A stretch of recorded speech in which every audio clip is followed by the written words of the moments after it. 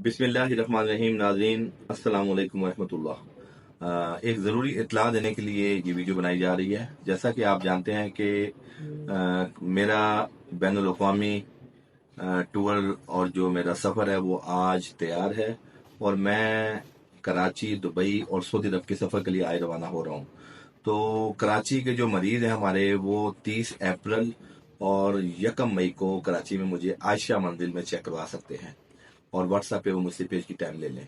और इसी तरह जो दुबई है वहाँ 2 मई से लेके और 6 मई तक मैं दुबई में मौजूद होऊंगा। तो दुबई के जो हमारे मरीज़ हैं, और बिलखसूस मैंने वहाँ इस वक्त की कमी की वजह से मैं 3-4 रियासतों में नहीं जा सकता, तो मैं सिर्फ शारजा बैठूंगा और शायद एक आध दिन मुझे दुबई भी जाना पड़े।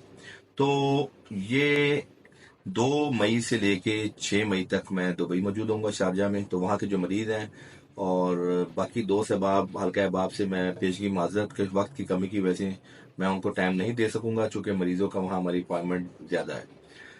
6 मई से लेके 18 मई तक मैंने मक्का, मदीना और जद्दा होना है।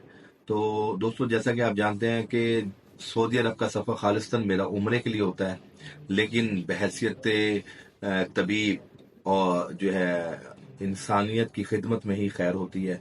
और आप समझते हैं कि वहाँ अगर कोई मरीज़ है, कोई बीमार है, परेशान हाल है, तो मैं उसके लिए भी हाजिर हूँ और मैं इंशाल्लाह वहाँ उनको भी वक्त दूंगा। और वहाँ पे मेरा हरम के अंदर ही जो है ना मरीज़ देखता हूँ और वहीं उनकी रहनुमाई करता हूँ।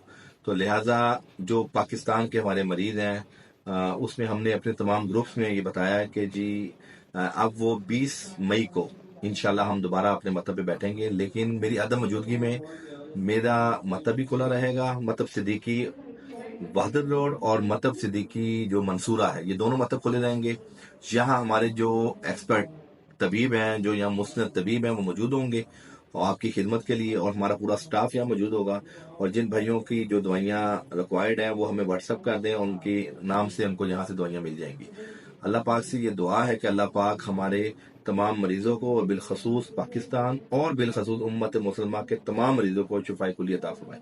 बहुत शुक्रिया। अपने मेज़बान हकीम अता और मसीह को इजाज़त दें और मेरे लिए भी ख़ास सफ़र में दुआ की दरख्वास्त है। अस्सलाम वालेकुम।